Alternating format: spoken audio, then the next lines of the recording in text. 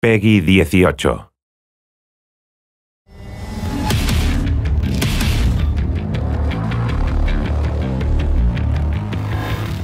So let's talk a little bit more about that whole push-forward combat that you're describing, and that kind of shows it in action.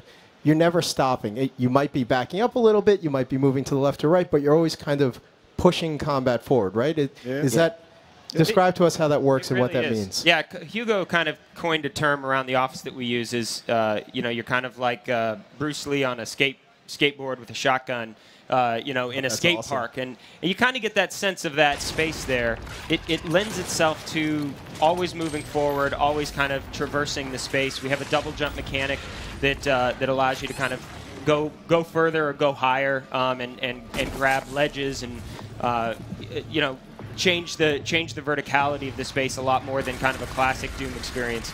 But it is always about kind of moving forward and using the space to your advantage, moving your speed to your advantage. But the enemies can always flank and find a new angle on you. So, as has been said, you stop and you die pretty much in the course of this game. You're never not multitasking. There's always like 4 or 5 guys, and there's a heavy here, and an imp running around, and they're throwing, and they have these super shot fireballs, and you could hear it wind up just like in the classic Doom.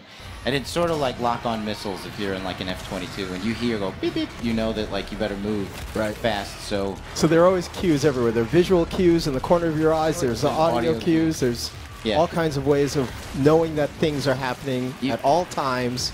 Literally, you're always in danger. In the middle of an arena, I'll just do figure eights even when I'm just paused because they're always trying to nail you with something. And when you play it on hard, one hit, you're dead. You can get into really good combat rhythm, and that's kind of key to the game is just this constant motion and rhythm. And with the drops that are coming out, your health is really low, and you in the middle of big combat, you don't look for health packs. You look for fodder because if you don't find something to kill, you're going to die. Right.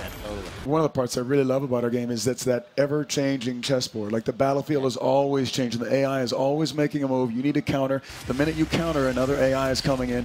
And so you've got this game in your head that you're playing just to stay alive and get through it and take guys out.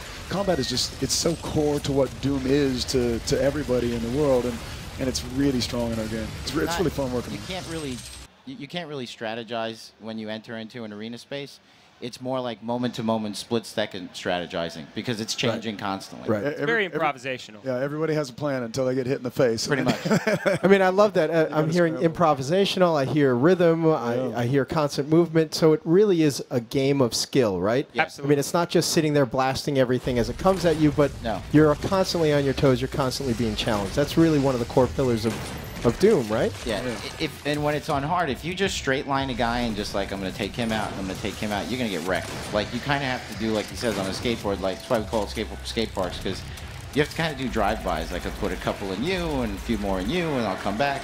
Because if you stop and try to take out a guy at once, you're going to get wrecked. It's not a tactical shooter. It's not a cover-based shooter. It will test your skill. Nightmare mode brings a completely different level to all of this. Oh, yeah. Awesome. Right. Right. So if you want to test yourself, you'll really test yourself. Nightmare will beat your ass down.